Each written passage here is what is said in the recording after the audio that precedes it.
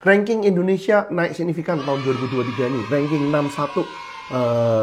Teman-teman mungkin udah tahu ya karena beritanya mungkin udah keluar. Tapi yang menarik di sini mau kita bahas kan apa artinya ranking 61 ya? Ini ada kemungkinan masih bisa naik lagi atau ini berhenti di situ. Kemudian sebenarnya menjadi kekuatan kita apa sih? Tantangan kita apa? Dan ada action apa lagi nih? Karena kita tahu bahwa Global Innovation Index itu adalah tool for action ya. Nah itu yang kita akan bahas di sini.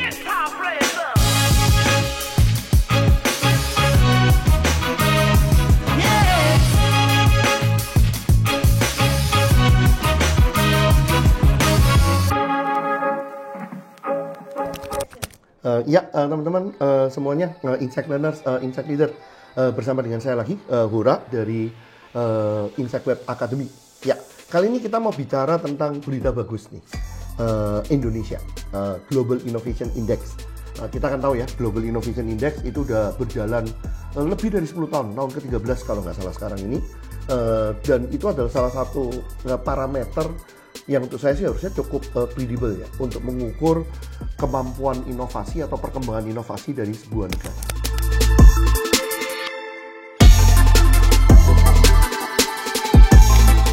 Dan tahun ini di tahun 2023 yang berarti datanya itu berasal dari tahun 2022 ya. Ini Indonesia ngelompat lagi loh. Salah satu daripada top achiever ya. Dari ranking 75 di tahun 2022 menjadi ranking 61.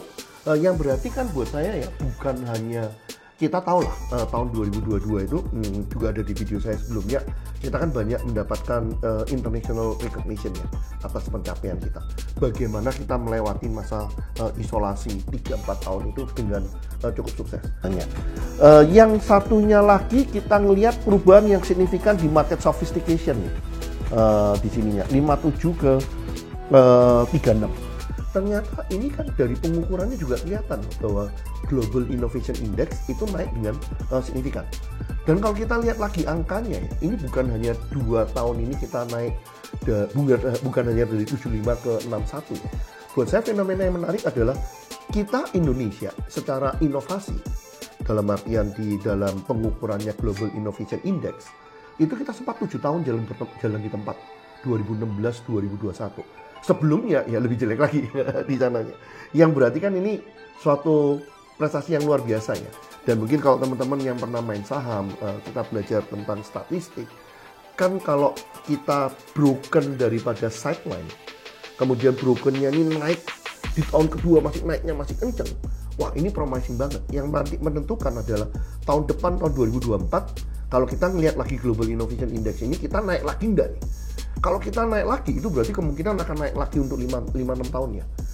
Berarti kita mungkin memang benar-benar bisa naik kelas. Ya mungkin bisa ngalahin India lah, atau ngalahin Vietnam ya, ngejar-ngejar ke sana ya.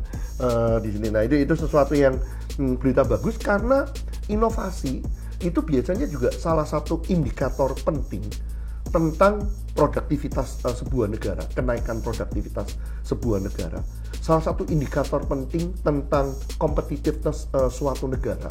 Dan ujung-ujungnya kan kalau kita nggak ada terobosan kan berarti hanya main otot ya.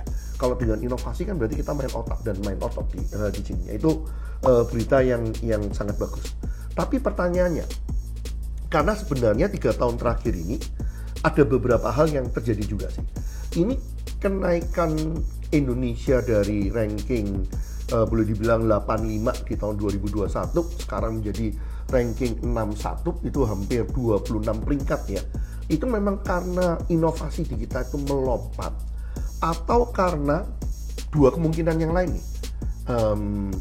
Yang pertama adalah Global Innovation Index sendiri 3 tahun terakhir ini ada beberapa perubahan dari cara penghitungan. Dan cara penghitungan yang baru itu memang lebih prefer dengan kelebihan-kelebihan yang ada di Indonesia. Yang kedua, bisa juga karena kalau pengukuran gini ya, saya dulu kan banyak main dengan benchmark study ya di dalamnya. Yang namanya benchmark study itu mengumpulkan data yang akurat dan adanya data-data yang available yang bisa dipakai, itu cukup menentukan sih ranking kita bisa naik apa enggak. Kita tahu segala macam, kayak kalau kita main-main kayak di quality assurance segala macam, itu kan kita ngomong tentang dokumentasi data ya. Dan ini kan kita juga bicara tentang dokumentasi data.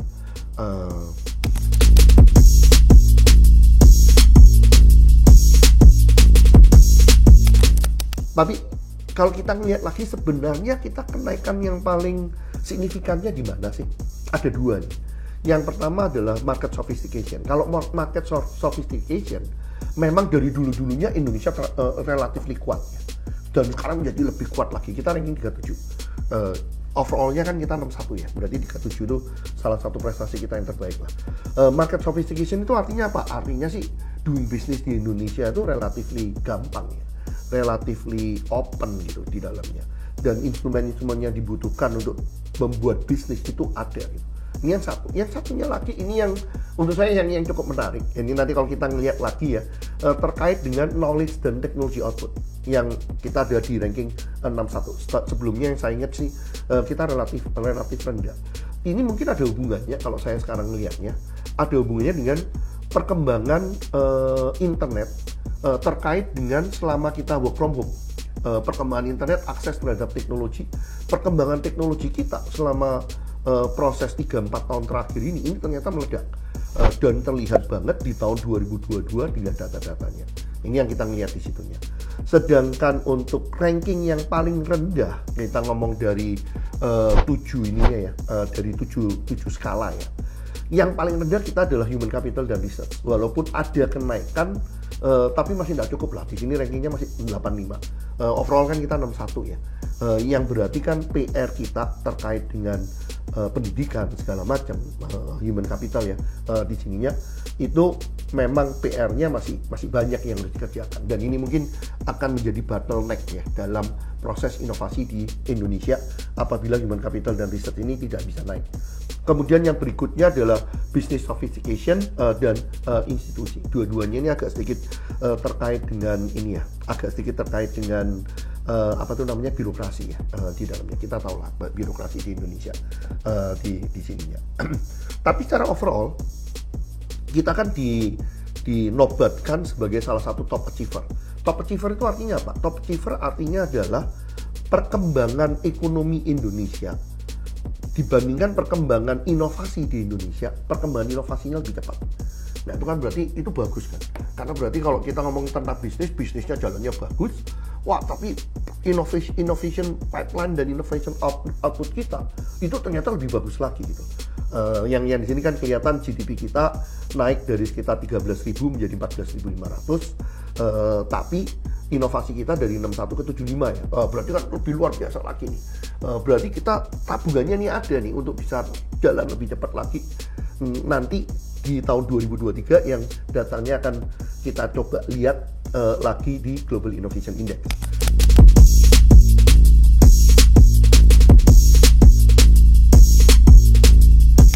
Ini nih yang buat saya yang paling menarik ya, di sini terkait dengan innovation linkage, di mana di sini ada suatu kenaikan yang sangat signifikan terkait dengan bekerjasama antara universitas dengan industri.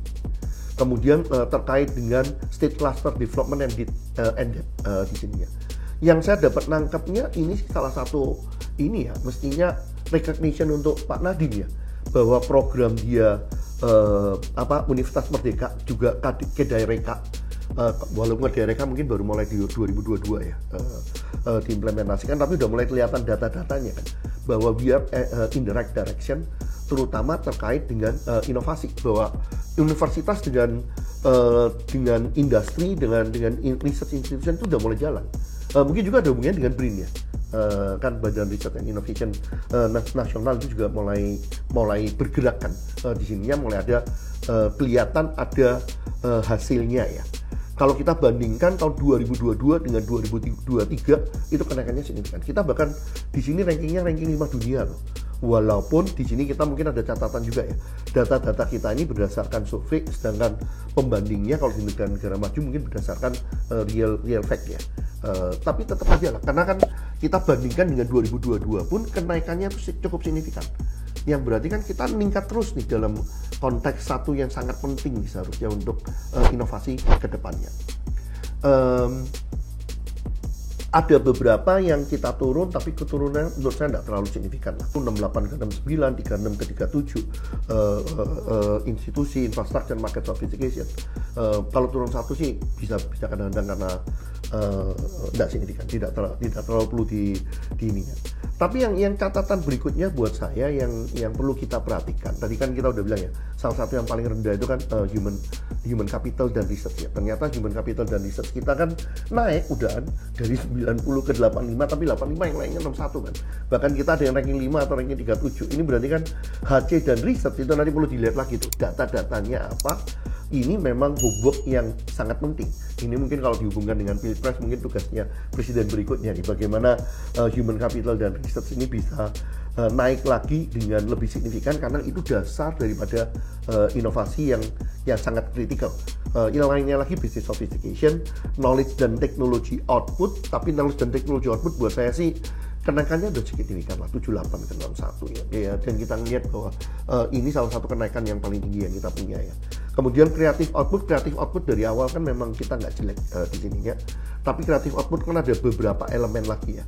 Ada elemen yang kita kuat, ada elemen terkait dengan paten kalau nggak salah di situnya creative output. Kemudian terkait dengan segala macam yang ada di internet kita naik, tapi masih nggak cukup di dalamnya.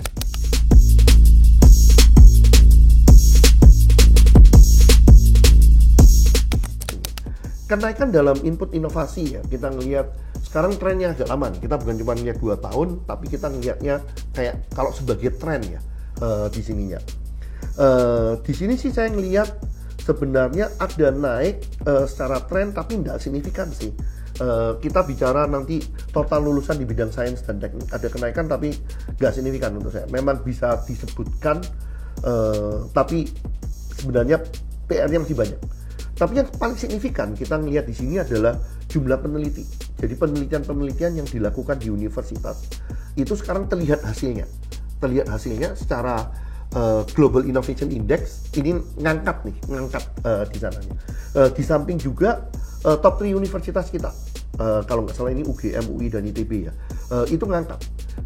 Yang di sini saya bisa ngartikan 2 ya, memang ada peningkatan kualitas. Yang satunya lagi memang kita melakukan better documentation sehingga rankingnya kita naik di dalamnya. Dan tentunya akses terhadap information communication dan technology. Ini kan dengan apa yang terjadi selama ini ya, selama 3-4 tahun work from home itu kan, itu ternyata untuk kita membawa berkah bahwa ini membuat fondasi kita untuk naik lebih cepat dalam konteks inovasi. Itu lebih dimungkinkan sih di sininya. Yang lainnya lagi di sini kalau terkait dengan output ya, kenaikan yang signifikan dari kita itu adalah H-index, properti intelektual, ekspor high tech, juga global brand value. Ini hal-hal yang dulunya kita sangat lemah ya. Dalam artian di sini mungkin H-index itu kan ada hubungannya dengan quotation publication ya. Universitas kita itu kan programnya Pak Nadiem juga, itu ternyata memberikan hasil gitu di sininya. Mulai ada. Kemudian paten juga mulai ada yang dulunya hampir nggak ada. Kemudian ekspor high tech kan beberapa unicorn kita kan juga udah mulai go global ya di sininya. Yang lainnya buat saya sih market sophistication itu memang kekuatan kita. Unicorn valuations mungkin ini menarik dari bahwa kita termasuk untuk Asia Tenggara salah satu negara yang punya banyak unicorn dibandingkan dengan yang lainnya ya. Creative Good Export itu kekuatan Indonesia, dan kita lihat bahwa yang terakhir tahun 2022 kita sempat ya menjadi tuan rumah untuk World Conference on Creative Economy. Itu juga penting kan, kita menjadi, itu kan recognition juga bahwa kita bisa menjadi tuan rumahnya ya.